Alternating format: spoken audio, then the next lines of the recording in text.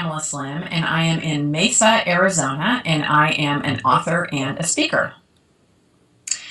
I got introduced to the world really when I was an exchange student in high school. I lived in Neuchâtel, Switzerland for my senior year of high school, and then in college I spent 2 years abroad. One was in Mexico in the state of Michoacan, and then the other in my senior year of college was in Bogota, Colombia.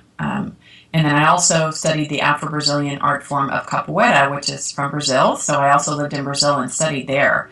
And I think the first time that I went to Switzerland was when I met people from all over the world, even though living in Europe is certainly not so big of a contrast sometimes as it is when you go other parts of the world. But it really did allow me to see that there are many different ways of looking at the world.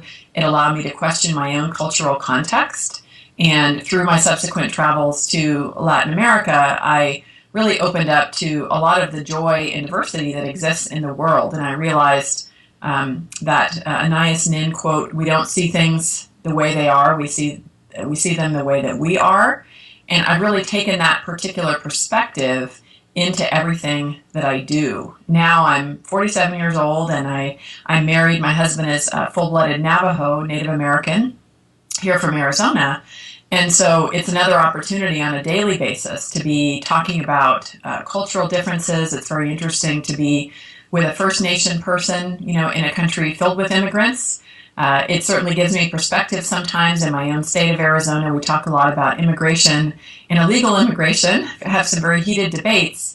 And for me, it's really fascinating to actually look at, wait a minute, my people actually are also immigrants, and we can say illegal immigrants, within our own state of Arizona, and really getting that perspective of culture on a daily basis. And that's really impacted everything. And my husband and I have lots and lots of conversations about our different cultural perspectives and raise our children as what we call the "and" children. So they are Navajo and they are Anglo, and we really encourage them to embrace both sides. So learning that there are different perspectives, learning how to not judge people based on their differences has been really important to me. And I think now, because I do have small kids at home, and I like to stay as close to them as I can. I don't travel as much as I did when I was in my 20s, but I do have a huge value in diversity and different perspectives. And what I do in my work is try to be highlighting the stories of people that come from different backgrounds as a really important commitment that I have to diversity and to sharing different perspectives. I think for the global life that I have, certainly the root of everything really exists, I think, within our home. That's the foundation by which everything that I do really comes from. And one of the things that my husband and I really are committed to within our house is to create the kind of environment where our kids really do have respect for all people. We live, in a place where there are people that come from different political perspectives, people come from different racial backgrounds and cultural and ethnic backgrounds, and we really do our best to be showing our kids a whole variety of different perspectives. And in one way, to be celebrating the fact that they are different. They're different from some of their peers in terms of their cultural background, the fact that they are and children, that they're of mixed race, and also that sometimes they can have different spiritual beliefs. But what we really like to encourage is that there's no right way, and it's really, really important to be respectful of others in the choices that they make. And at the same time, knowing that because they are different, sometimes they get teased. And my son, for example, is 8 years old. He has beautiful long hair that he wears in a braid, which is very uncommon for boys within his area. And there's times where he gets teased for that.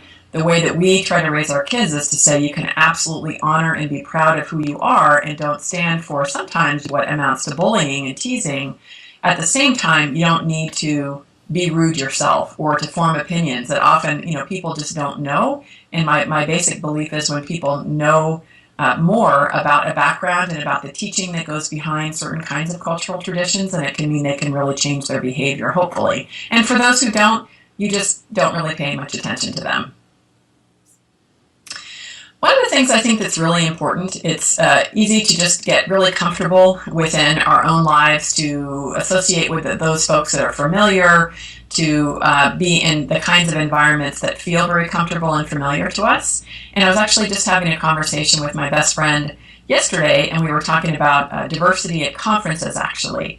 And she's African American, and very often is the only African American participant in many conferences that she goes to. And one of her questions, which I thought was great, was why isn't it for folks that may be Anglo that want to encourage more diversity at their conferences, why don't they go to an all-black conference or a Latino conference or, the Association of, Asian Pacific Engineers or whatever it may be?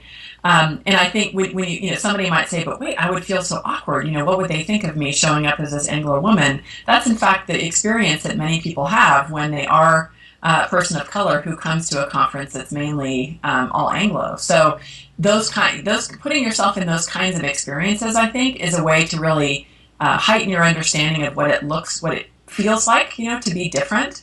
But it also allows you to be building bridges with people who are different from you. Sometimes people who can feel the most different from you in terms of values are those that also look the most like you. So that's, I think, another challenge, is to embrace folks and have conversations with people that come from different perspectives, different political or religious perspectives, as a means of really better understanding where they come from.